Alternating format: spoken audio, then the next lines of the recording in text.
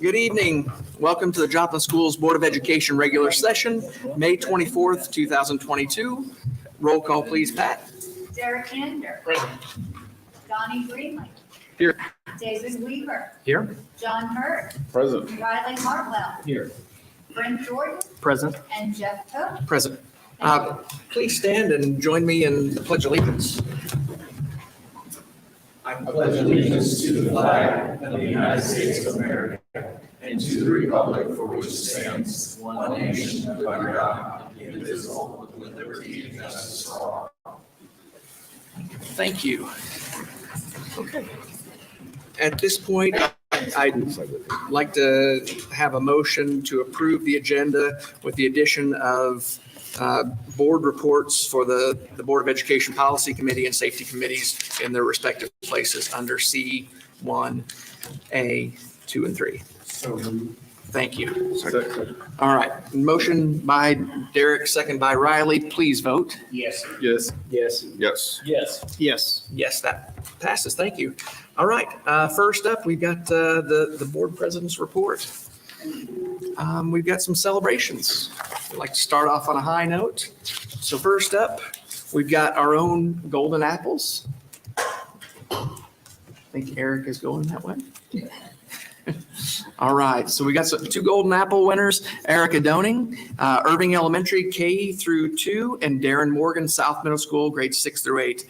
There were 67 educators from Joplin Public Schools and private schools nominated by students, parents, and coworkers for the 37th Annual Golden Apple Award. The most important consideration in evaluating the nominated teachers was their ability to inspire students of all backgrounds and abilities to reach their full potential through the educational process.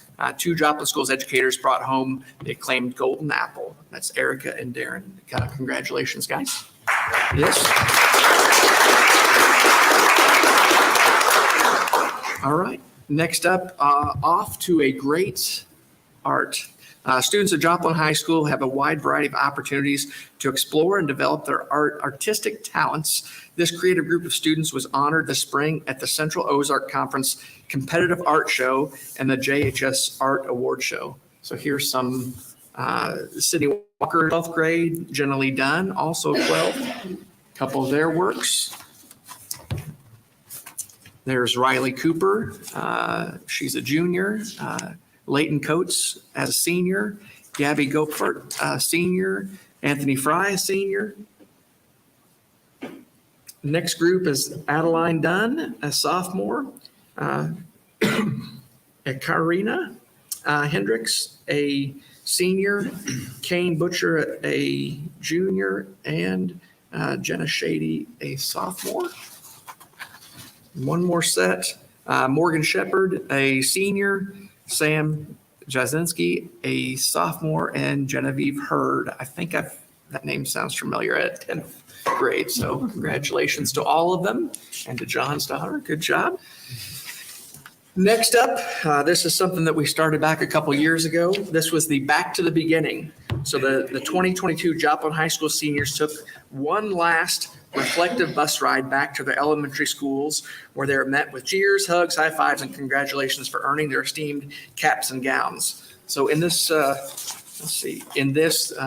seniors went back to elementary schools where they went through the halls at Joplin to see how it looks different and to inspire those kids as they are starting their educational journey. So that's an excellent opportunity after all the finals are done to have a little bit of fun. So next up, the pet project. Columbia Elementary School students collected over 800 pounds of pet food for the Joplin Humane Society during their April pet food drive. So congratulations to those Columbia Elementary students for helping the other JHS in town. Retirement class of 2022. Retirees from the district were honored for their years of service at a lunch reception at Memorial Education Center. Congratulations and thank you to those valued employees for their time and service. And it's always good to have folks that maybe want to come back and substitute. So thank you guys. Next up is Waxing Historic. Third graders in Miss Horton's class put on a famous Missourian wax museum for other students at Soaring Heights. The third graders researched famous Missourians dressed to resemble them and gave short speech about their achievements, and everybody has a good time at that activity. So a wide variety there. Next up, we got the Special Olympics athletes. Stapleton Elementary students, staff, and community members enthusiastically supported their amazing Special Olympic athletes. And then again, a fleet of excellence. Joplin Schools Transportation Department achieved a 97% on its annual state bus inspections. They're conducted by the Missouri Highway Patrol. The Transportation Department does a fantastic job of keeping our district buses, students, and staff safe. This is their 26th year in a row the Joplin Schools Transportation has received the Fleet of Excellence Award. So fantastic. And then next we've got the Joplin High School seniors. 527 seniors, the largest class since 1979. So there's a snapshot of them right before the festivities on this past Sunday. And then just a snapshot of the 2022 graduates on the ACT. We had 206 seniors take the ACT with an average score up to 20.39, which is just a bit higher than it was with fewer students back in 2021. The top 50% of our students taking it scored a 24, and then the top 25% was a 26.91. The top 10%, a 30.14, and the top 11 students, a 32. So congratulations to that class and continuing to raise the bar. Thank you very much. All right. Next, we'll turn it over to the superintendent's data report, Dr. Saketa. Okay, the first thing we have is an award for our board president. Missouri School Boards Association has an advanced board member certification that they offer for board members, and Mr. Koch here has completed 68 credits plus on his way to the certification. So I want to congratulate you for that and thank you for putting all the time and trying to learn everything you can about boards of education and running boards of education meetings and so on for the district. So thank you very much. Thank There you. go. Appreciate that. Thank And you. here is a My nice pen. Yep. Fantastic. And we have some more information too. I'll pass Excellent. along. All So, right. Very good. Congratulations. Thank you. Thank you. Thank you.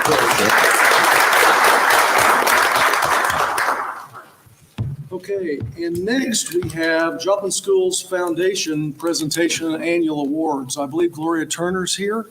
Is that correct? Very good.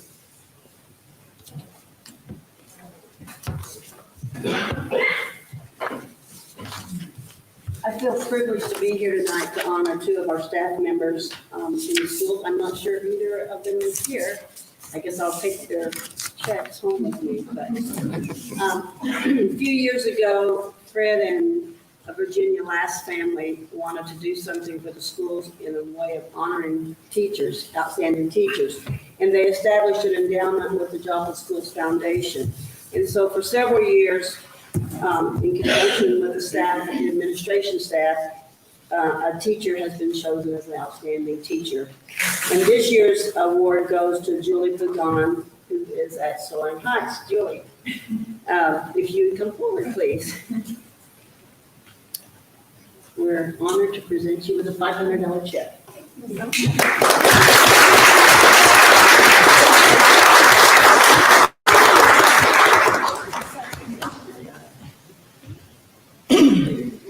Okay. And the second one is the school district asked if the foundation would match that award and make it possible that we honor a support staff. This year, the support staff honoree is Jason Barchok, and he's a support SRO officer at Joplin High School. And there's also a $500 check for him when I see him. Also, we'd like to mention, every year we conduct a fundraiser called the Major Saver, where kids in elementary and middle schools sell the little cards that get you 10% off somewhere or a free meal if you buy one. And that is our main fundraiser for the foundation, has been up to this time. And whatever money is raised, we share half goes back to the schools based on how much money their kids raised. And then we keep half in the foundation. And with that money, we decided we wanted to give grants to teachers. Teachers who wanted to do something special in their classrooms, above and beyond what they normally do with their curriculum, something to enhance it. And those things are kind of costly when they want to buy materials for that. And so we've given teachers the opportunity to apply for grants up to $2,000.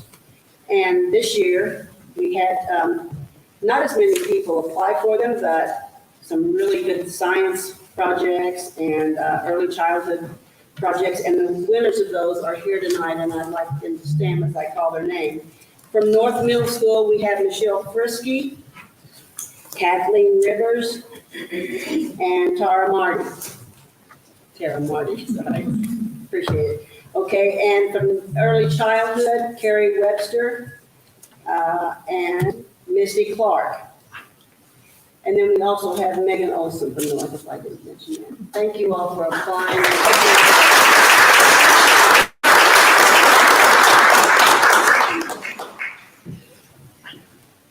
Very good. Thank you. We appreciate the foundation's work to support the district. Very vital role that they play for us. So thank you again. Next, we have our construction update. Aaron's here from Crossland Construction. I think you looked to see if you had help coming. There was no help coming. Nobody's following I'm you. used to that. Don't have the clicker. You got it? Okay. Okay, as far as construction update goes, progress is moving very quickly, even amongst the rain.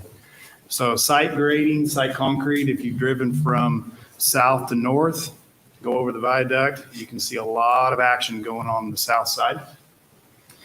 Metal panel mock-up that's going to be completed later this week, maybe the first part of next.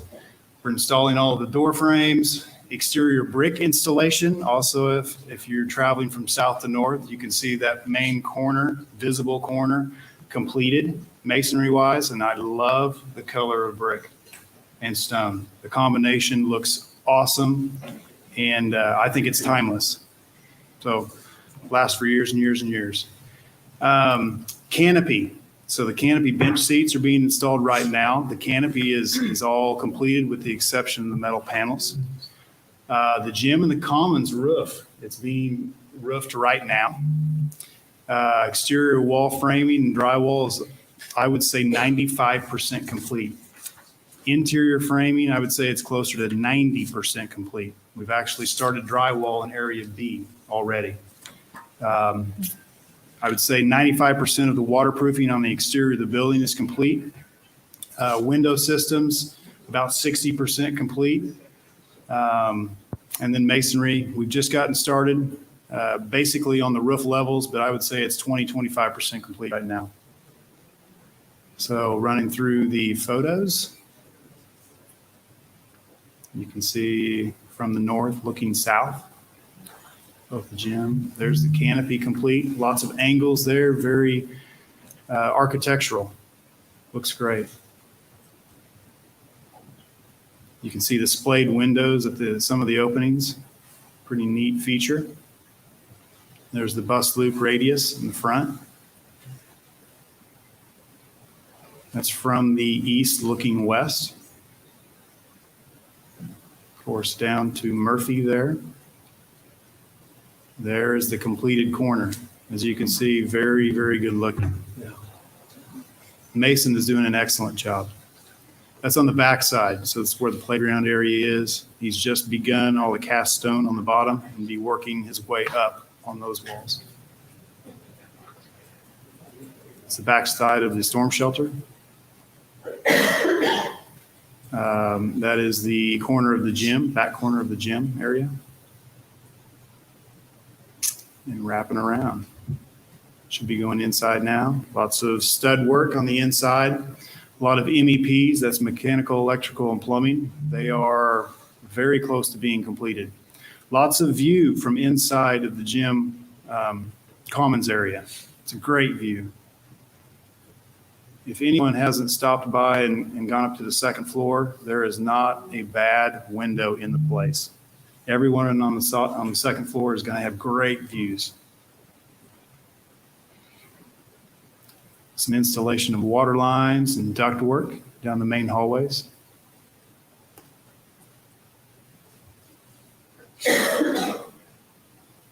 Drywall in the classrooms. We did have a teacher tour the other day and walked them through. There was about 20 to 25 teachers came through and they were very excited.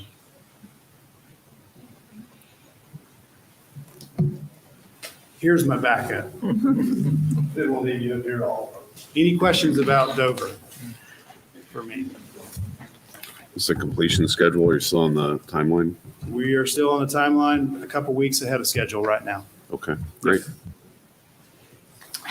I'm Michael Wishmeyer with Corner Greer. This is also a Crossland project on Jung Stadium, but their project manager is currently doing some training out of state. North Carolina. So they can be even better. Yes. Right now, we are wrapping up roof tie-in on Jung. We've got the soffit and fascia being installed.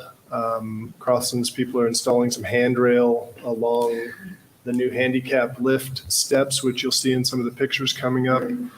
They're wrapping up the HVAC piping for some split systems for those rooms, and the electrical's going now. And I think they're still on schedule to finish 4th of July, right around the 4th of July. So some of these, this is looking east from the facilities building. You can see how it's been extended. I think it's 22 feet longer on each end. And looking from the stadium side, you can see the metal panels going up on the smaller picture on your right. We continued the inset on the masonry just to continue the architectural style of the existing stadium. You can see here we showed the infill of the arches. It was one of the change orders you might hear later tonight. We wanted a longer term solution. There were some wood infill panels in those arched windows on one end, and we felt that if we installed masonry in those, you'd never have to deal with it again. And that's it. Timing on that? Yep. What's the timing? Is it, I think they're wrapping up 4th of July. okay. Should be done by 1st of July. We don't know the schedule. I'm not sure of the schedule on the handicap lift, but even if it came in a week or so late, you should still be able to use everything in the stadium. Fantastic. All right. Okay, very good. Thank you both. Thanks, guys. Appreciate it. All right, next is our health insurance and dental care insurance reports. Ms. Toft. Yes, during the first 10 months of the fiscal year, we spent almost $6 million in our health and dental plan, and that is a significant increase from last month.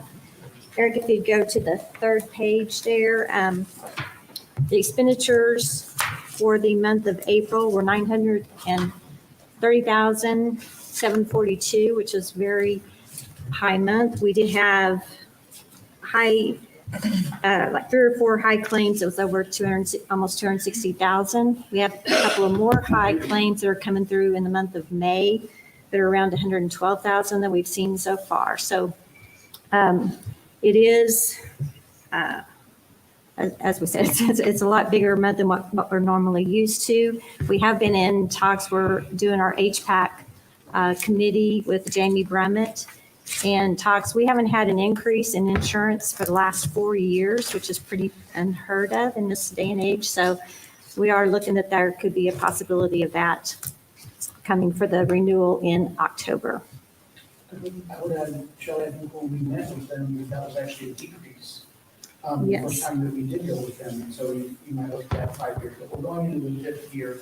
We're looking at ways that we could possibly change the plan in small ways, so that it doesn't be a large change later on for the longevity plan. That we can come back to you with more of that as our broker is helping go with us as far as what they're doing after get done.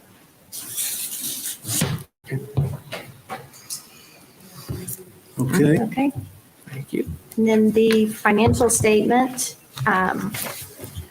we would go to the fourth page there, the condensed financial. This month, we've seen the bulk of our revenue come in.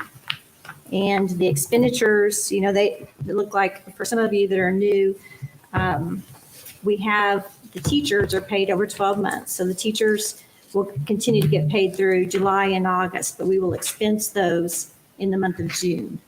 So there will be a big expenditure that will come through the month of June, but that's why it kind of looks like you'll have 3 months of salaries on teachers that hit the month of June. So it kind of looks a little skewed right now, but that's what that is. Are there any questions on the financial statements this month?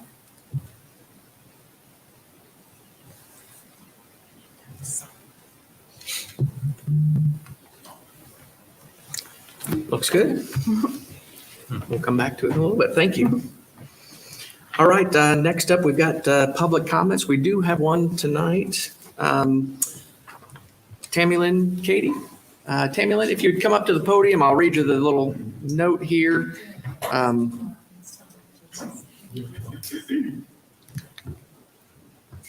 Okay, let's see. All right. We'll have 3 minutes to speak regarding your action item. An individual must complete the form by 3 o'clock, which they did. And it must be related to an agenda topic item, which is policy GDDDA. All right, time is yours. Good evening. I'm Tammy Katie, and I'm no longer a resident of Joplin. I am a part of the classified staff of Joplin Schools, and I'm here to comment on the changes being considered for the staff bereavement policy or staff leave. In order to explain why this is important to me, I'd like to give you just a little glimpse of things that have happened to me in this past about year and a half. In October of 2020, I became the legal guardian of my granddad who had dementia.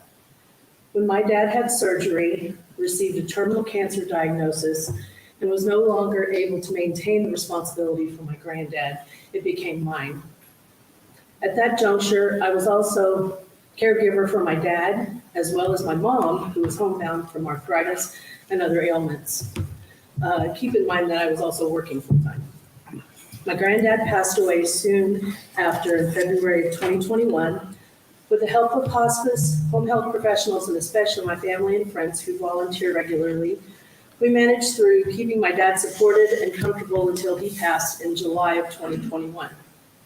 At that point, I moved in with my mom, leaving my husband and my dogs to fend for themselves as I cared for her through her extremely painful medical issues, multiple hospital visits, and a short time in a nursing home for rehab. She ultimately passed away 6 months after my dad on January of 2022. As you may have probably already calculated, I had to take bereavement leave 3 times within 1 year time frame. 2 of those within the same fiscal year. When it came time for my second bereavement for my mom's memorial service, I was told we were only allowed 1 3-day time off within that fiscal year. So I didn't receive bereavement at that time. I communicated with HR and they in turn with administration and the board policy committee. They are now recommending clarification of the wording to adopt a per occurrence action, not limiting bereavement time to just 1 time per fiscal year. So these who are going through a time of grief like I have may be comforted. What I really want to say here today is thank you. Thank you for your caring. Thank you for listening, understanding the need and making changes, and ultimately supporting the staff in this way. The support you've shown me and my family through this process and time of loss, from the board and administration to especially my coworkers, has been invaluable, and I appreciate what I can say.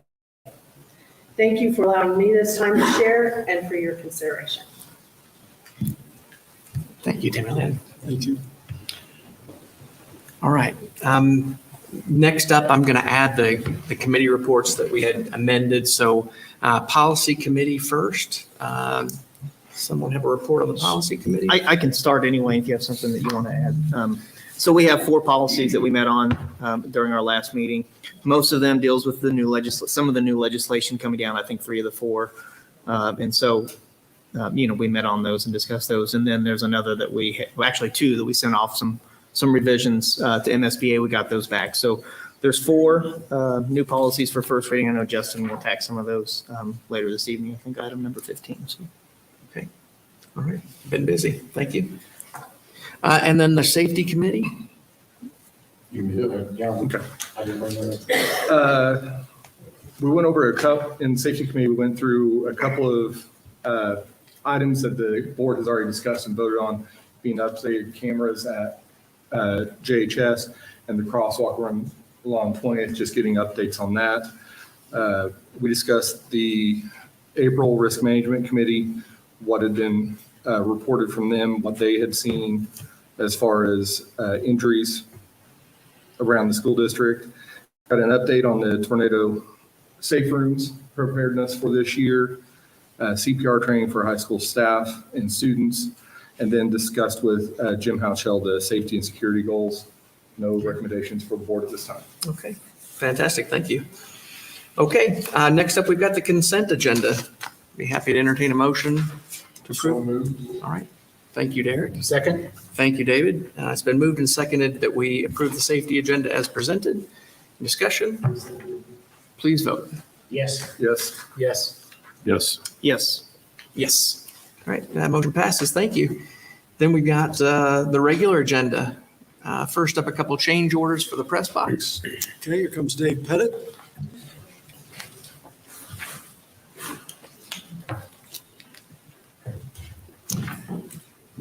Good evening. A couple of change orders that we need to bring to you for the press box at Jhs.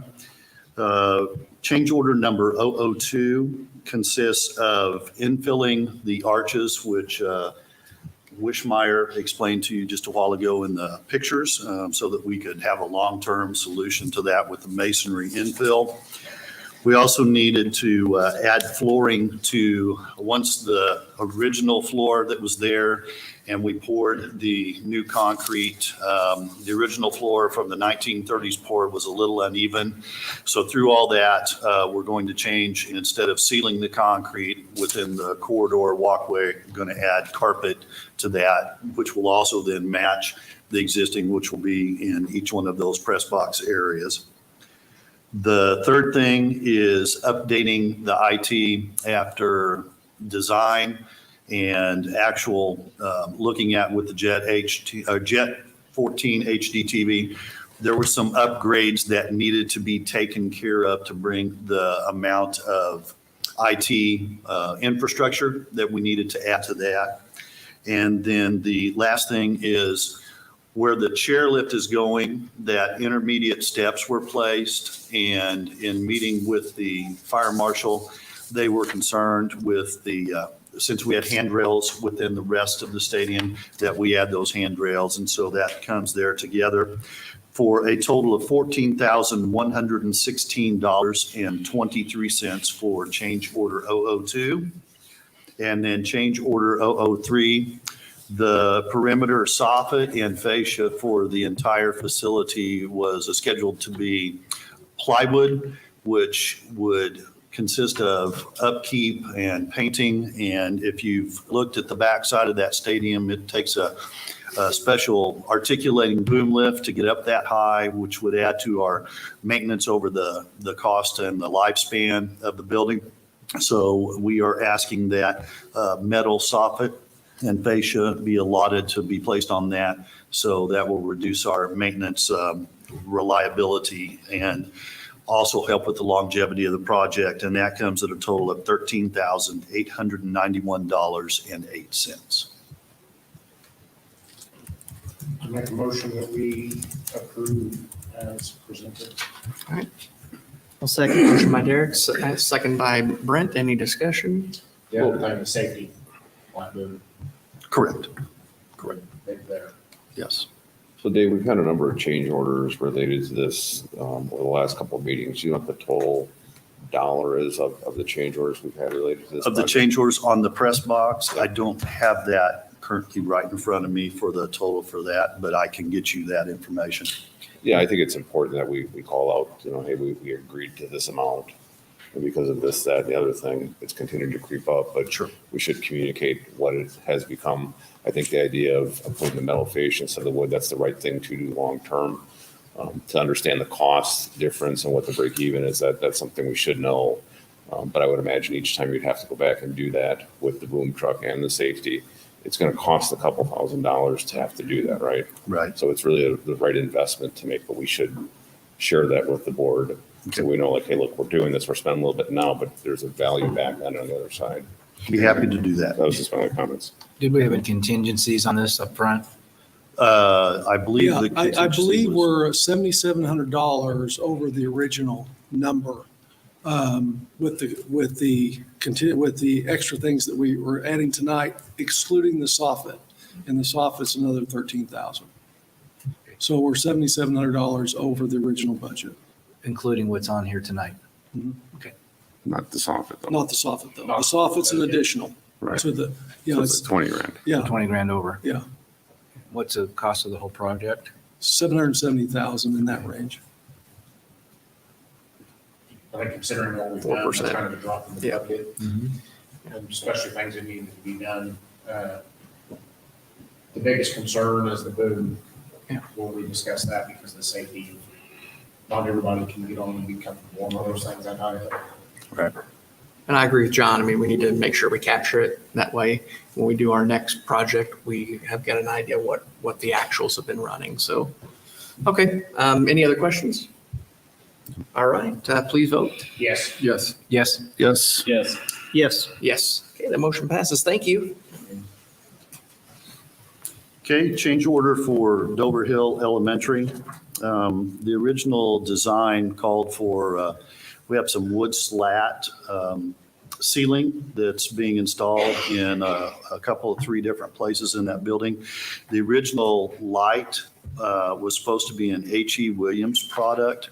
The slats are 6 inches, and H.E. Williams no longer produces the 6-inch light that would have fit within those. They now only have a 4-inch, which would allow a lot of modifications and would have required a lot of modification to the wood slats.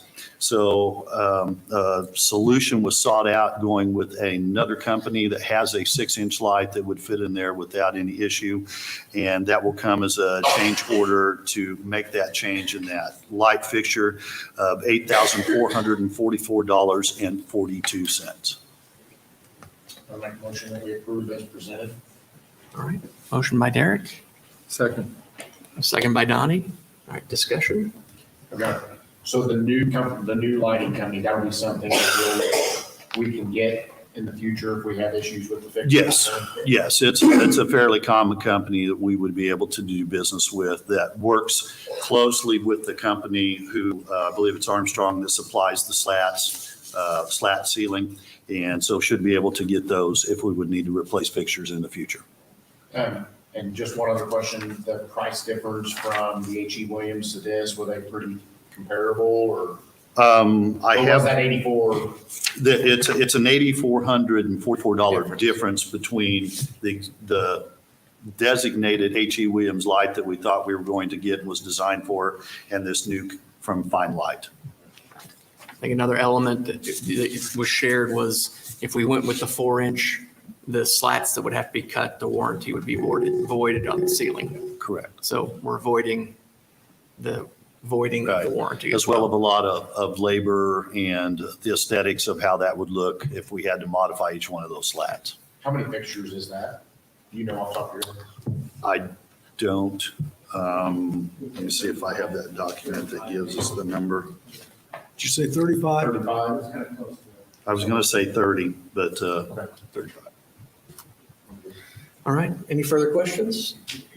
All right, there was a motion by Derek and a second by Donnie. Please vote. Yes. Yes. Yes.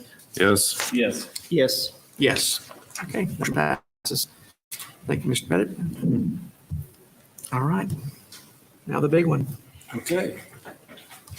Strategic All right, plan. the strategic plan, we spent quite a number of hours working with Mark Manis The board sat through a number of different interviews, presentations, and in our board packets, we have the strategic plan, which includes the mission, vision, stakeholders. And then during our work session, we're going to review the strategic plan and make sure that the mission, vision, and stakeholders needs to be enlarged, encompassed to match the strategic plan that we had been working through. And if there's questions, be happy to go through it. There's not a large deviation from the previous plan, but the timing went in with over 100 different interviews with Mark Manus's team and parents, students, staff, board members to come up with the adjustments. So over 150 one-on-one interviews with key stakeholders and data analyzed from the teacher and staff benchmark survey. So any questions about the plan as we've got presented? All right, I'd be happy to entertain a motion to adopt the plan. So moved. All right. Second. Thank you, Derek. Thank you, John. It's been moved and seconded. We adopted a new 5-year strategic plan. Please vote. Yes. Yes. Yes. Yes. Yes. Yes. Yes. Okay, that passes. Thank you. So we have our 5-year strategic plan. We'll work on integrating it within our current mission, vision, and stakeholders, and then look forward to seeing some new graphics and starting to get that rolled out. Thank you. Sure, can we just let Shelley 4, 5, and 6 all together? Is that possible? Any objection? I think we need to make a motion and combine them. Yep. I make a motion that we combine 4, 5, and 6. Second. All right. Motion and a second. Please vote. Yes. Yes. Yes. Yes. Yes. Yes. Yes. Okay. Shelley, you're up. Okay. Accounts payable, the bill list tonight is $15,948,663 and a little bit of change, and that encompasses 3 different bill lists due to the early meeting in April. At the request of Mr. Hurd, we did try to put together a, so if you go back 1 page, Eric, I think. We tried to put together a comparison between this year and last year, which also contained 3 different bill lists. The big difference this year or compared to last year is the construction projects that are going on with Dover Hill and Jung Stadium, which account for, it's really 3.9 million. I think I had a little typo going on in there, but, and then also we had payroll. We did pay out in April the added duties to staff, which was about 2.6 million. So that also is encompassed in there. I appreciate you doing that. It actually brings a little more clarity to it and calling out what the variances are. It's very straightforward. So thank you for that. Okay, good. Yeah. Yeah. Okay. And so then moving on to the fund transfer. And this is a formality. We aren't really asking money to be spent here. This is just a transfer. DESI allows, or there's a statute that requires the board approve the transfer from the incidental fund to the capital projects fund. And this state statute allows a transfer of 7% of our state adequacy target, which is $6,375 times the weighted average daily attendance, which is $3,413,681. And then we utilize these funds for the capital projects that was approved back in February or any other ongoing capital projects. So, any question on that? Does this tie with what you had thought it was previously, or is there much variation to it? No, DESI, this is kind of projected by DESI. Yep. And it was, I think it was really close to the same amount at the beginning of the year. Maybe it kind of fluctuates by your weighted average daily attendance, but, and we won't get the final, this is a preliminary number, so the final number won't be given to us until in June. But the attendance slipped a little bit year over year, so it affected the dollars a little, not much, but a little bit, right? It's a little bit lower than. A little bit. Yeah. Okay. All right. Thank you. Okay, And then budget adjustments. On the budget adjustments, we have a little bit of change. It's a fluid document as different amendments or actions are voted on each time. There's always additional expenditures. And then we realized too, different revenues that are coming in with different gears and CARES funding that have come about. But Eric, if you'd go to that second page, here's what we like to call the balance sheet. And this kind of just ties it all together. So it starts at the top with our beginning balances where we started the year off. The middle section is kind of the projected activity with our revenues and our expenditures, and then the fund transfers. And so that fund transfer, that $3 million that we just voted on is in this $4 million number as well. But we're also allowed to transfer any food service equipment that was purchased, any career tech things that were purchased, and there's a transportation based on depreciation and stuff that we're able to transfer as well. And so that's why that 4 million is different from that 3.4 that's on the other action item. And then we're coming down with projected fund balances at the end of the year. Now I do have all of the expenditures from Dover Hill are in the expenditures. We know we're not going to be paying all of that this year. We left it in there just so that we could see the projected capital projects fund down there of what we think is going to be left after all of that is done at 16 million. And then the next pages show the major or all the line items by function and fund, the changes that were made. Some of them are just kind of moving based on where salaries are or different title. Some of our title funds were carrying over a little more in Title II than was originally projected in the budget, and I kind of moved that out of there. We are expecting an increase in our food service costs this year, so there was a $702,000 increase in that. And I know I appreciate Rick. Is he still here? Yeah, he's still here. I Yeah. appreciate all that he has done with all the food shortages and everything else that he's dealt with this year. And he's done a great job with that. But just everybody knows the food costs have gone up. So, and on the increase, the Prop C, we're continuing to get increased allocations on Prop C this year. So that's on the revenue side. We also have a little bit of increase on our classroom trust fund. And what I've done additionally too this year, like we can place some of our classroom trust fund and our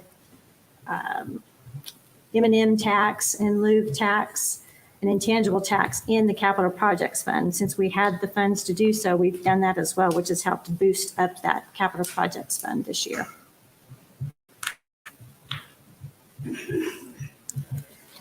So we're projecting to still end the year with a healthy balance and knowing that shortfall could be coming in future years. So, are there any questions? I really like, we look at page 3, how we started with the budget that we adopted. And then we've got revision 1, 2, and 3 and the dates of those revision, and then the revised total number.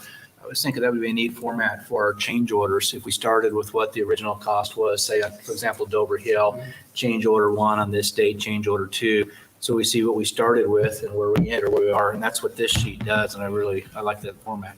For the schools, so we do have that. They shared that earlier, Okay. Where we broke it down, like here was the general obligation bond. Mhm. Here's the school came in at, here's the overage, the outlay, but we haven't updated that recently, but if I have that. Dave and I is collecting that, and Chad Greer's also helped us, so we can share that next board meeting. We'll do that. yeah, that'd be a good We have- recap and a good call, Dave, because we started with that. It took us a while to get to that. Yeah. Until we finally got there. So we got on one sheet of music, but we should update with those change orders. So at the end, we say, hey, look, we went to the community and asked for this general obligation. Here's where we actually came in at. Are we meeting what we said we were going to do? Yeah, and just a one covers one page. Yeah. That would be. Yeah. And one of the reasons why we're doing that is exactly what John had said. When we completed the Kelsey Norman project, we had the numbers on that. So we'll show you what the change orders are for Dover at the next meeting. And it's certainly been a crazy year to build anything. So it's, thank you for all your work on that. Yeah, and the only comment I'd have is, the overall general fund drops a little bit, but in a year with the inflation that we've had that's taken hold, especially the first half of this year, that's not bad considering everything that's happened around us. Absolutely. Yeah. I mean, we are seeing those increased prices on a lot of things, everything. Yeah, I think that's right, everything right now. I move to approve items number 4, 5, and 6 on as presented. I'll second. All right, motion by Riley, second by Dave. All right, any discussion? Please vote. Yes. Yes. Yes. Yes. Yes. Yes. Yes. Okay, that motion passes. Number 7, Dr. Longi. Okay, and Eric, I may have you pull up that file, it'll be easier.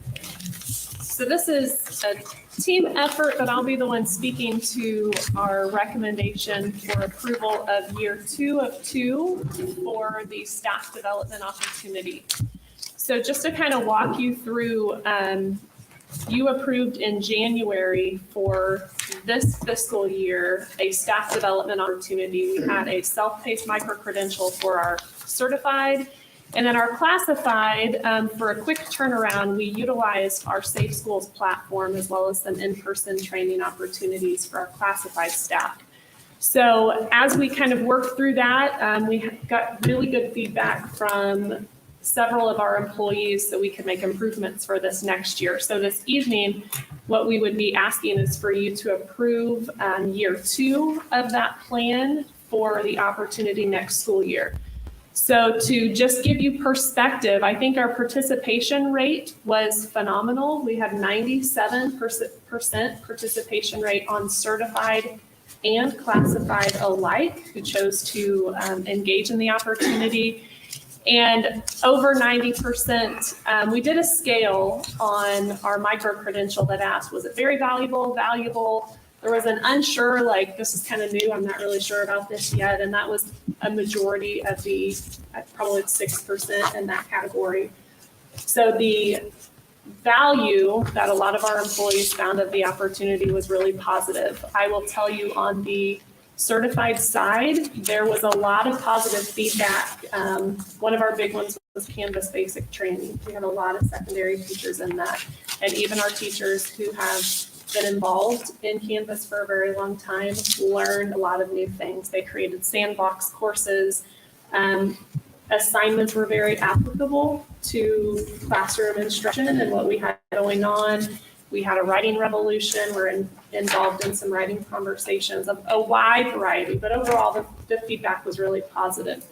The strengths of this opportunity, we are really building capacity through this offering. What kind of came out, we were keeping up as quick as things were happening with this lesson because it was a very short window. And one of the things that happened were teachers who reached out and said, could I create a course about XYZ? So one of those, Brian Hancock is one of our math department heads at the high school. And so he had reached out and said, man, there's a really good math book that I really think a lot of teachers beyond just high school that would benefit. Could I build a course? And is that something that we could give access to other teachers who are interested? So that kind of jumped Chris and Libby into getting a proposal form together to try to keep up with, okay, now how do we build and expand this capacity? And so he's kind of our guinea pig because we do want to keep things very structured and equitable through this process. So we do have some parameters and guidelines of how we're working with that. But that's been a great benefit that we've seen some of our own staff wanting to jump in. We have some principals currently working on an assessment writing who have expertise and they've been trained through different platforms on good assessment writing. So utilizing the strengths of our staff has really come into play. Another big strength is how we're able to leverage learning. So if you remember when I presented in January, I said there's some really foundational things for us to improve, curriculum and instruction for us to really get going, and how do we mass get that information out when we have over 700 teachers. So we've had some really great leverage with our staff learning in that area. And then our classified, we wanted to be equitable, whatever we're doing for our certified, that would make the opportunity to our classified. And one of the huge strengths beyond the first two, building capacity and then just their knowledge gain, has been our classified, most of them are not year round. And so they pay insurance premiums this time of year. They don't get checks over summer. So that timing has been super beneficial to a lot of our classified employees. Improvements, we are a continuous improvement district, and we knew we would not get everything right the first round. So we do have some improvements that we're recommending as we move into next year. One of those being multiple graders for our micro-credential. Chris and Libby are superhuman, but not superhuman to keep up with all the grading of 700 people. And then the other positive was looking at larger chunks of information versus a lot of just small 11-minute videos. That was a frustration with some of it on the Safe Schools platform side. So we've worked and tried to brainstorm how to put chunks of things together for more course-like work on the classified side rather than little tiny things along the way. And then job specific and content specific. So we have had feedback. For example, our clerical is wanting a lot of tech offerings. So they want to get better at the different things Excel can do for them, how to be more efficient in their role. And so we've received that feedback that you see as an attachment within the agenda of some of the interest. So on the certified side for next year, what we would be looking at and recommending per your approval tonight, this approval at May allows us summer to really work and develop those additional courses, work with our professional development team of how we're going to kind of share some of that training burden, and then maintaining application of learning into our classrooms. So it was not just a quick click on the certified side. We wanted it to be very applicable to their classroom work. And then the classified side, we've had hurdles with that as well. And so some of the things that we would like to work on over summer with our department's operation and student service side is how to build course structure and what the higher timelines look like as we approve this for next year, because that did create a little bit of a hurdle as we looked at that. So we would like approval to go into year two. We would like to spend summer, and likely what we were discussing is we would come back with more of those detailed plans, probably later, closer to August, if we had specific, let's say, hiring deadlines for food service of where the opportunity would be. Food service, transportation, they're looking a lot in person, some Saturday opportunities or professional development days that don't work, those day opportunities, to where maybe if there's a hire in January and they've already had 2 of their in-person sessions, they wouldn't be eligible for those 2 smaller sessions, but they could be eligible for the ones left based on when they're hired. So looking at some equity in those ways. So this approval tonight would allow us the opportunity to move forward developing the certified courses and also for the classified to work on the course structures and the hiring criteria to make that equitable since we're looking at a full school year and not just a few months this time. Recommend that we approve the staff development opportunities as Sarah has presented. All right. Motion by Derek, second by Riley, and discussion. I'll start off. I like the fact that this is not one size fits all, that our staff and employees are able to pick which sections are relevant for them for the credentialing, so they can work on areas that they see as beneficial or needed, as opposed to everybody takes Excel or everybody takes something else. So I think that's fantastic, given the flexibility to give them value for what the courses offer. So good job. So I like the idea of investing in our teachers and training, with the idea that there's connective tissue, that it affects our students and it improves the learning experience, which would then improve our overall scoring as a district. And you guys have all heard me call it before, like, hey, 40% of our people our students out there are below proficient. That's a problem. 100% behind this. And now we've done this. And so there's a return on that, one would think, right? And I've always been, think at that through, but think it through and then let's see what our measured results are. Part of measured results would be is what's the impact that it has to our kids in our district. $2.6 million is a lot of money. It's not change, it's a lot of money. And so I think about that and I say, well, I haven't been, and the board has not been presented anything that says, okay, we just did this training, year one. Here's the measurement on how we're going to evaluate the effectiveness of it. We'll come back to you and tell you the results of the training and the effectiveness and how it impacted our students. And now I want to move forward with a second phase because I proved phase one worked. And so we have a disconnect on that. And to jump into classified, I struggle a little bit with that because there's some touches with our students, but not the same direct touch on the learning, which is why all of our kids and our teachers and everybody are here. And so I don't see why we would jump into the classified number one. That's a mystery to me. I understand you want to say equity of opportunity, but that's not what phase one was. Phase one was helping our teachers have the tools with which they can go teach our students better. So it wasn't an experiment to say, hey, I want to offer an equality of opportunity to everybody that works for the district. It was focused on, we're trying to improve our teachers so they can improve the learning experience for our students. And now I see in my business, we call it, there's Project Creep and there's Project Avalanche. We moved over to Avalanche here before we even saw the results of what the first investment was for. I don't know what the hurry is on this one. And I personally would not be in favor of it because of the timing. I think we should see that there's a value for the investment. And as a board and all being responsible fiscally, that we should wait on this one and see what the results are. If it truly does work, which I believe it should, but we should see the results of that. We should see results in our student test scores. And if we want to invest further, I think we should. But I don't subscribe to let's have everybody in the district have an equality of an opportunity to learn something on things that don't touch our students. What would your suggestion be? Are you suggesting we remove 5 up there, or if we're to modify this, what would it look like? I personally think that year 2 should wait a year out from now to see if we got the return on the value invested for year 1. Somebody has to come back to us from the district and say, here's what the measurement is. Here's why the value was realized, and I can show you here. Therefore, let's make that second investment now. Then I'm all in, I'm listening. Phase 2, though, personally, I would take the classified off of that. I would invest in classified in a different manner, but not on this program, because you're not going to see the direct correlation back to the students and their scores and their learning.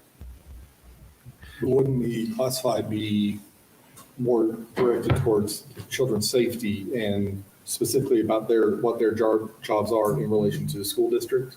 Is that right? Am I reading that right? Yes. Could be. We just adopted a strategic plan that section 2 is instructional support. So everybody that works in the operations departments and HR and everything else is here to exist to support the classroom in their way. And what we've tried to do through the operations side is develop programs that would help them do their job better in support of the classroom. That's the goal. So John's right. It's an indirect touch, but it is a touch. And so what we want to do on the operations side is to continue to look at the goals that all of our operations people have goals, by the way. All of our operations people through their evaluation process have minimally one, some 2, but mostly all 1 goal that's tied to the current strategic plan. And so we want to continue with that. That's a process we've worked for the last 24, 36 months in trying to make sure that we're lining up and that the people in the operations department see the vertical alignment with what we're doing as a district. And we want to continue to do that. So I would submit that the operations department's importance is very important, but how well they do their job, how effective they do their job does support the classroom, obviously. As far as getting data, we will have some data at the end of this year, and then with all map testing as well. I don't think that we can sit and say without question that investment made a big bang for any buck that we can tie directly now to our test scores. But I do think that through surveys, through information that we can gain through our certified staff directly, who directly affect the classroom, that we might be able to access some data as well as our test scores to help us believe or think that there are some good things happening, that people like the program, and it helps them invest in the job that they're doing. So I do think we can give you some information to help in that regard. Yeah, and I think on the data side that John is speaking to, we will have data committee in June once we close out the school year Friday, and once those grades get transcribed, because that's been a piece, especially at that 912 letter with credits earned, 912 with credits earned. But I will tell you, just preliminary, spring data, primary literacy has had excellent growth. Our NWEA has had excellent growth. So the flip, I understand what he's saying of the student achievement side being that meeting after this approval in May. And so we can table and move to June, or map-wise state data, we're not going to be getting that in a timely fashion. But local data, that definitely will be coming in the data committee in June. So I guess, the classified side, though, would be a little more tricky. I've always believed that education is a business of delayed gratification. We don't necessarily see results show up quickly sometimes. But I'm thinking in my mind, how do we quantify a return on investment on this? Like, what does that look like? I know it's not as black and white as what Shelley does. What is that? What would something like that look like? I think for the certified side, I think you can reference local assessment when we look at data.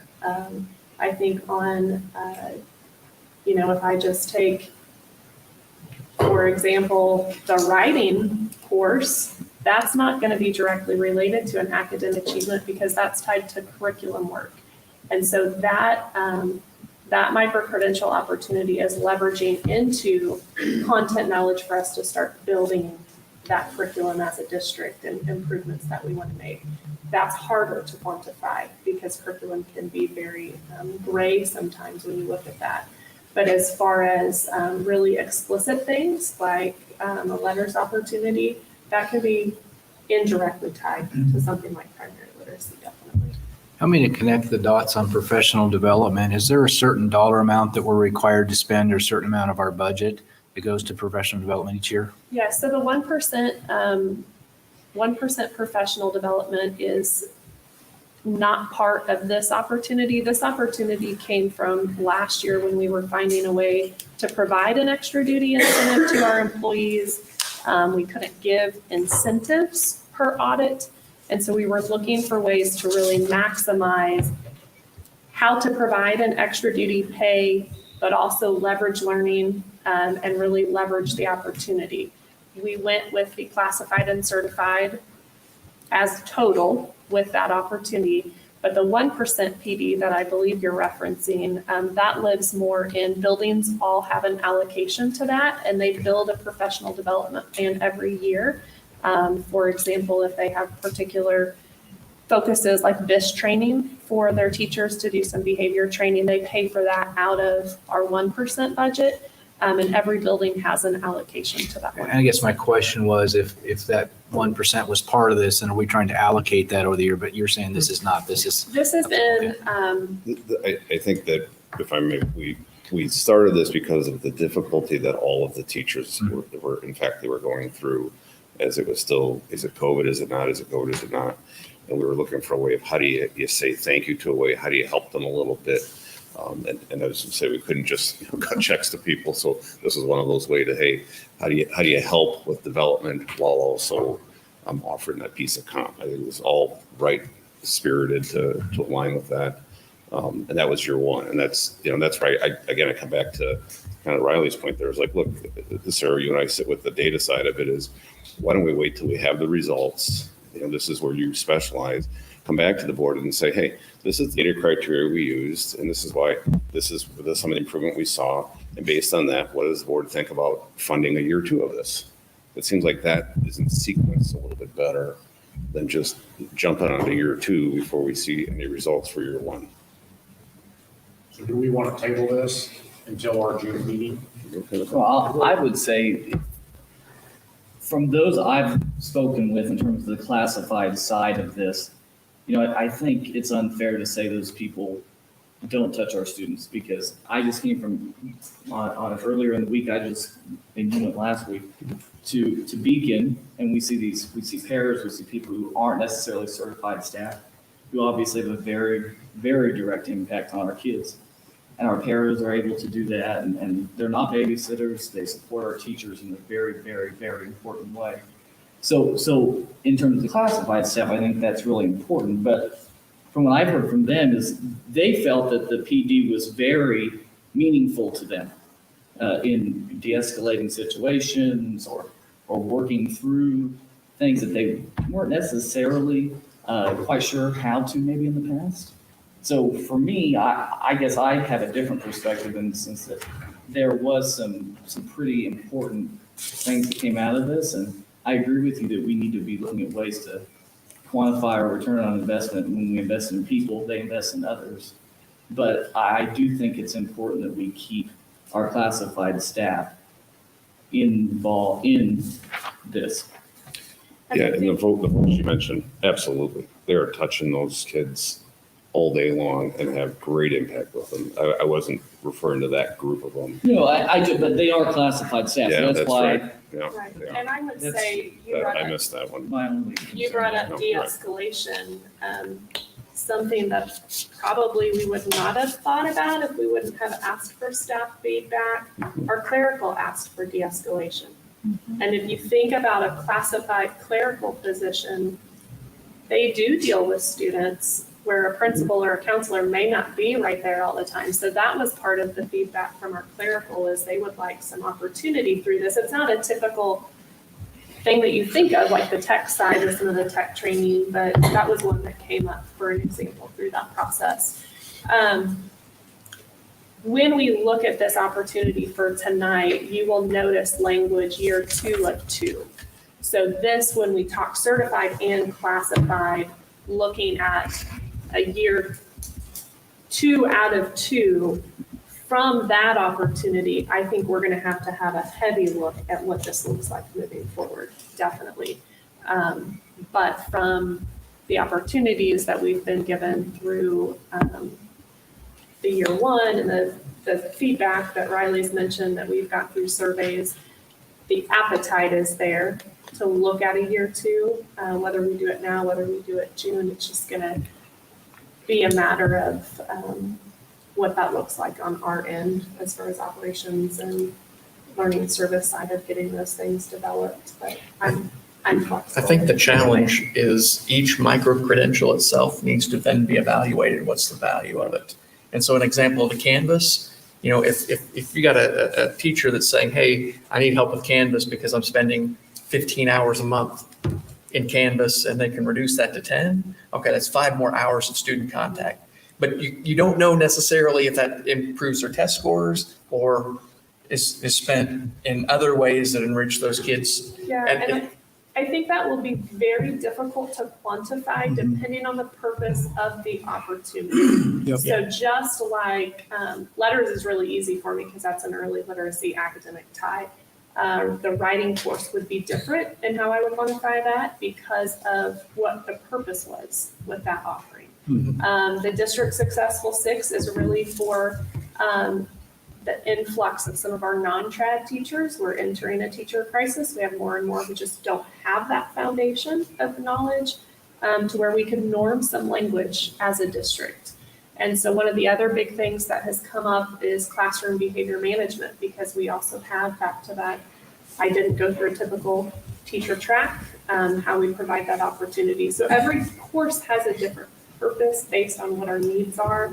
So quantifying that probably would vary a little bit. But could you quantify it? I mean, and again, it's all about being fiscally responsible. I'm in favor of doing this personally. I just think from a process and alignment that you got to come back to the board and say, look, we invested year 1. Here's some high level things where I think we moved the needle. Okay, then let's go into year 2. I think that for a board is we're being fiscally responsible then to just say, we look looked at this, we looked at the data, it's in process, it flows appropriately. Now let's vote on it, move forward. But John, That's all I'm calling out. with, like the show of the ACT scores, we had this almost double number of kids took the ACT this year, and their scores all went up. That could be one of them. Sure.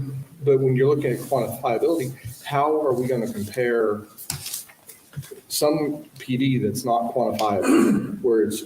I don't think you can. I don't think you can go to the How do you bring minutia. all that and tie all that in when it sounds like the majority of it is not isn't quantifiable as far as test scores, but it is quantifiable as far as the teacher's overall performance or the classified's overall performance. Yeah, so I think. How do you quantify that into the kids' scores? You probably can't get to the minutia, and I don't think you can, but, Sarah, I think you and your team, I mean, from a macro perspective, to say, hey, look, here's where we started to move the needle. Your team and your expertise, you guys can certainly say, hey, we can tie these things back, and here's kind of how it flowed. And it's your point, Alan, you're not going to get down. I don't know how you get to the micro on that. I think there's too many variables, which is why I say, hey, you stay high level. It's more macro of, did it actually move the needle on whatever the criteria that you call out? That's where I defer to your expertise and your teams. You guys know this stuff. But to come back to the board and say, hey, here's where I think it affected. Here's how we should continue. Now let's support it and move forward. I'd like to. ESSER's money is what is covering the cost of this. ESSER, not ESSER. ESSER, not ESSER. So The benefit Because of of ESSER has allowed a fund balance where this is possible. So yes. I'd make a motion, we approve this with some of John's concerns taken into account. I got a lot of faith in you to accomplish this, but I think if we approve it tonight versus June, we give her 30 extra days to get going on this. As we get towards July, people are trying to take vacations. I think it gets us out of the game a little bit, but I like your thoughts. I think in the view of what Mark Manus gave us with varying different ways of telling us how he accessed information to be able to come up with these themes for the strategic plan, we could give you some easily quantifiable data.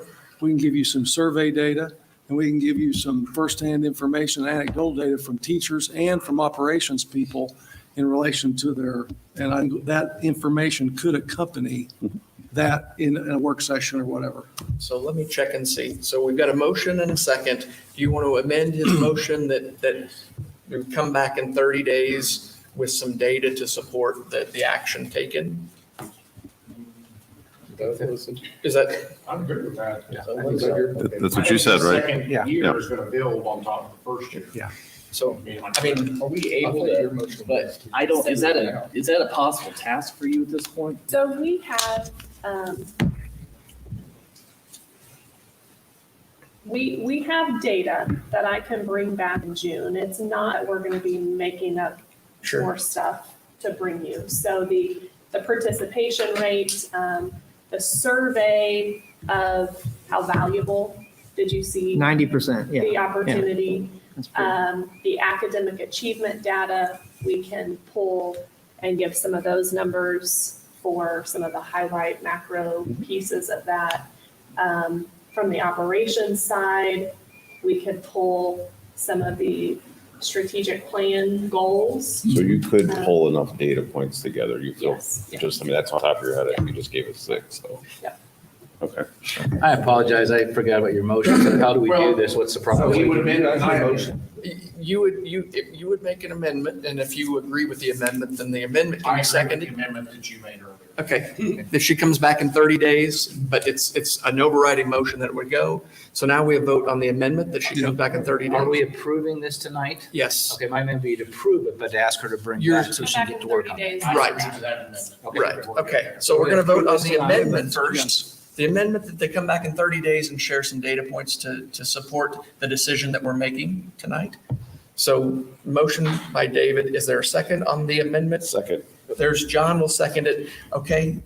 No questions, please, please vote. Yes. Yes. Yes. Yes. Yes. Yes, Yes, okay. Now the amendment has been approved. Now for the main motion. it dies. It dies. It dies because the amendment includes the first motion. We've had this discussion ad nauseum. Okay, So- we're going Thank to you. keep having more fun. All right. So thank you, guys. Thank you, Sarah. That would be interesting to see. And John and Dave, Donnie, anybody that's got items that might be able to help Sarah and to bring those back, please share with her, not the day before the meeting, but think about it. If there's something that you've got an idea, and mine was just a timing, okay, how much time do they put into Canvas and now they don't? Or if you've got an idea or suggestion, I'm John's sure. got it under control because he's going to report on data committee next month. She just reminded me of that. Yeah, it'll be minutia. All right, well, thank you. So it's right, though. That's good. Now that comes up to something else that Dr. Mwangi is going to share, and it has to do with We're the going to continue with calendar. some fun here. So tonight we are presenting to you additional considerations for the 22-23 calendar. One of the things with the push of the time when we can start school, our year becomes really compacted. And so with inclement weather and potential school cancellations, this year we really we lived a little bit in a reactive state because AMI is very new for a lot of districts. So we really want to get ahead of the game with this recommendation tonight and lay out the plan for next year of what this looks like as we go through the year. So it's not a lot of guessing and it can be more predictable. So the first 4 items are similar to what you approved with the calendar in a previous month. But if I start on number 5, we would have you approve tonight. The first 5 inclement weather days would be AMI. So our first 5 inclement weather, we would know up front, we would communicate to parents, those will be AMI days. Then we have the potential of a makeup day for a 6th makeup opportunity in the school calendar that you had approved. So the first 5 canceled days being AMI, students expected to participate. February 20th on the school calendar that you've already approved is slotted as a potential makeup day. That essentially is going to be up to Dr. Saketa to say, depending on when weather hits. We never know when weather hits. If we have several days before February 20th, that is a potential day that we could use for a makeup day. But then where we really get into being clear with communication even more is if school is canceled for more than 6 days with the use of February 20th or 5 without the use of February 20th, the district may consider forgiving any days in excess due to the total number of hours of attendance in our school calendar. And then we would call these days forgiven school days. If we had a forgiven school day, this would still be a contracted day for certified staff. We don't want to mess with contracted employees with that. They would attend a virtual staff meeting the morning of that forgiven school day. And then our classified would be allowed to recapture permit work. And that would be directed from their supervisors within those various departments. We would just, and in the action item tonight, they may not exceed the budgeted hours that finance has, and it cannot produce overtime when we capture those. So Sarah, to help with context, I mean, can you share what it was and what you're suggesting it move to? Just so we all understand the move. What it was before, snow days could go into June, essentially. What we would be recommending, because we are over the 1,044 hours, that days beyond that 5 or 6 day cancellation would be forgiven for students. They would not make up those days. They would still end that Friday before Memorial Day. But contracted certified staff would still work on those forgiven school days. That would allow summer school to start. Families would know when the end of school is, and then we would still keep our summer school schedule that following week to start for the month of June. And the hours you reference, is that a state requirement? Yes, we have to have a minimum of 1,044 hours. We are well over that. So on the, we're comparable to regional districts on teacher contracted hours. We're very comparable. But on the state requirement, the minimum is 1,044.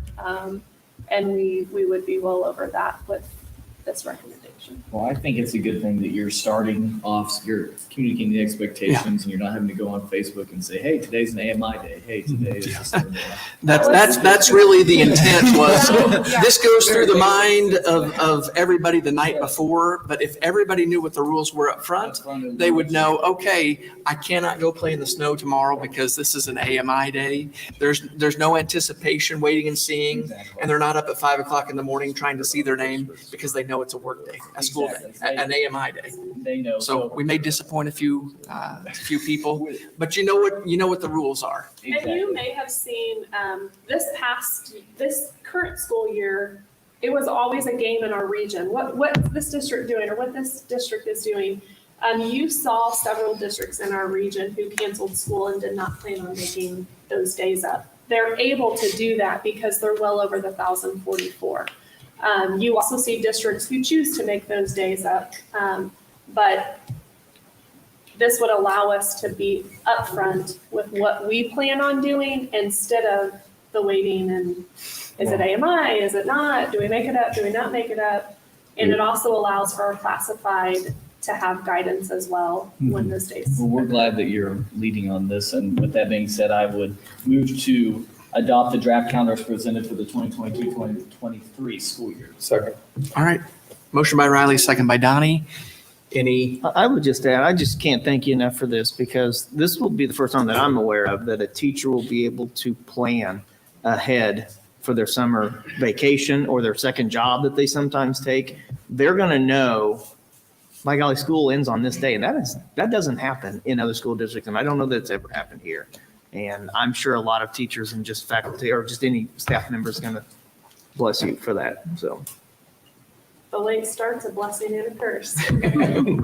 Well, and I think just knowing that for us to communicate to our teachers as well, those are still going to be contracted days. We are still going to be working, and depending on when those days happen, and having that expectation of a staff meeting that morning, even if it's virtual, because we're all snowed in, it allows us an opportunity to maximize, if it's right before conferences, I'm pretty sure I know that principals are going to be directing teachers to do on that work day, even if it's virtually, And some days weather ends at 10 a.m., 11 a.m., and they may be able to come in and do some things. So just gives the message ahead of time. Very good. Any other, please vote. Yes. Yes. Yes. Yes. Yes. Yes. Yes. Okay, that motion passes. All right.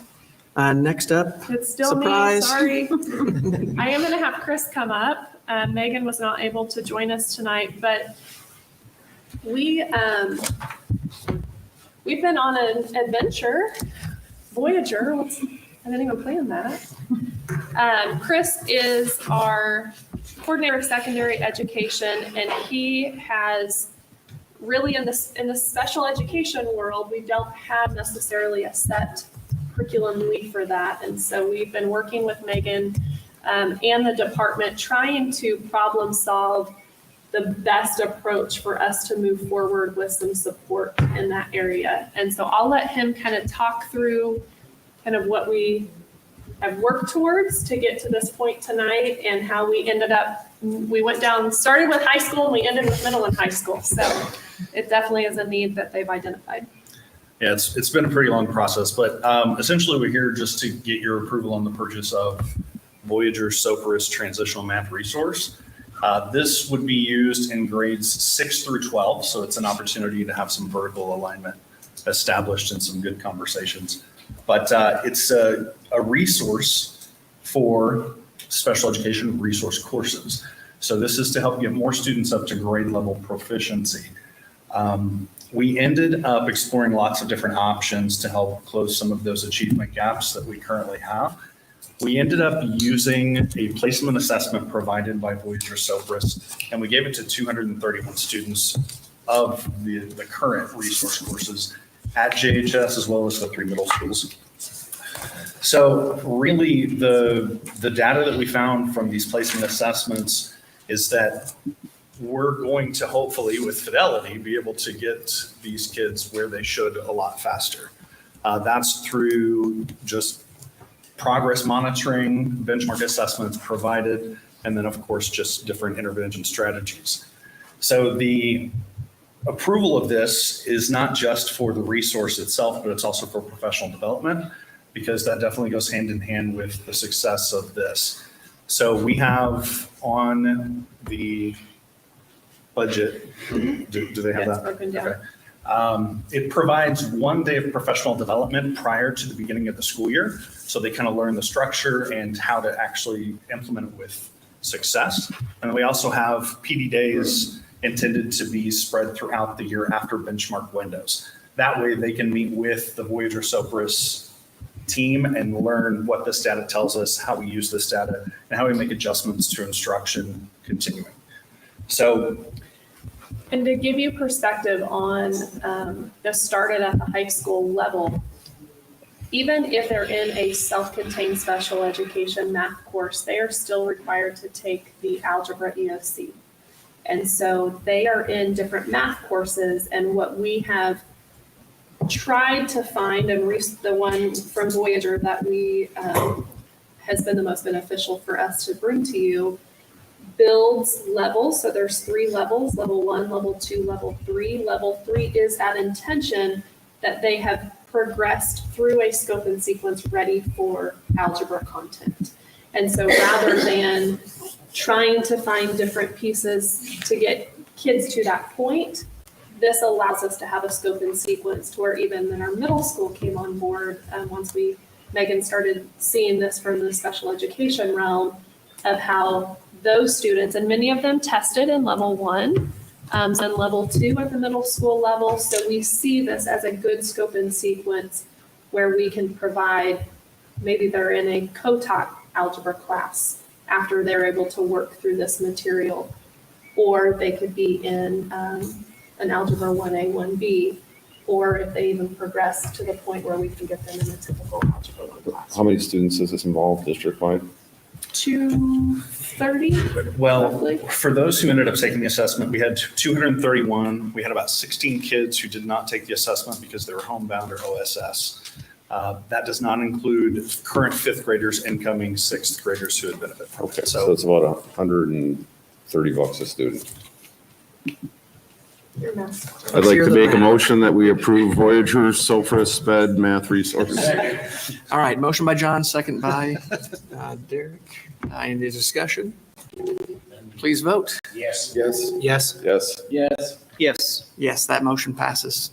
Thank you. Thank you, Mr. Young. Very good. Okay. What, policy readings already? Dover Hill. Dover Hill. I'm ready to jump ahead. Okay, all right. So Eric's going to talk to us a little bit about what we need at Dover Hill and how this fits into the budget for IT. You guys have already voted on this once and it passed. But HP Aruba reached out to us, and the company that we were going to award the bid to, they said they had not heard from. So we asked them to reach out to the company on our behalf, and then once they did that, the company pulled their bid. So we have to go to Number 2. bidder number 2, and so this is networking equipment and everything, and the Wi-Fi stuff that we need for Dover Hill that was passed like 2 boards ago. I move to approve the purchase of the Dover Hill networking equipment. Second. All right, any discussion? Motion by Riley, second by Derek. Please vote. Yes. Yes. Yes. Yes. Yes. Yes. Yes, okay. Motion passed. There you go. Don't let them cancel. All right, policy now. Okay, we have first reading for 3 different policies. One is policy EBBC, lactation support. Policy JGA, corporal punishment. And then we have 4 policies. Policy JPGA, seclusion and restraint. And then also policy DJF, purchasing. So anything we want to talk about on, any questions we have on the first policy, EBBC, lactation support?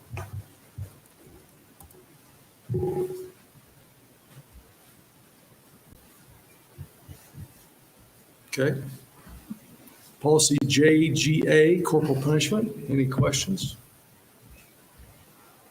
So is it yes or no? corporal punishment? Is that a yes? or no? That's a no. Okay. Yeah. All right. Strong no. No, that's a strong no. You don't want to get into that business. Policy GA, seclusion and restraint. Dr. Cantwell's here in case there are any questions about that. And then policy DJF, purchasing. My only question, everybody on the policy committee read them? Oh, yeah. Everything look good to you? Mm-hmm. I make a motion to approve the policy updates for first reading. Okay. All right, motion by Derek, second by Donnie. I'll say all these policies make our district much better. Fantastic. Any other comments? Please vote. Yes. Yes. Yes. Yes. Yes. Yes. Yes. Okay, that motion passes. Thank you. Okay, pluses and deltas. I've got a couple. I'd just like to say thank you for the administration for putting up with David and I and helping getting us caught up to everybody else's level and what's going on around the district and finances and everything. And then thank you for the school staff for putting up with all of us over various days around the district, coming in and waiting on them. It was very much appreciated, learned a lot. It was great to see what's happening in our districts around it and within the different schools. And in case you guys didn't know, they finished their MSBA required training in the month of May. So we got 10 months bonus because you had until April to finish it. So good job. That helps make us a better team. So thank you for getting that taken care of. Don, on behalf of HR and our staff, I just like to say, in administration, it's our pleasure. So, We have good staff. We do. A couple pluses I'd call out is the golden apple with Mr. Morgan and Ms. Doring. That's outstanding that we have those type of teachers within our district.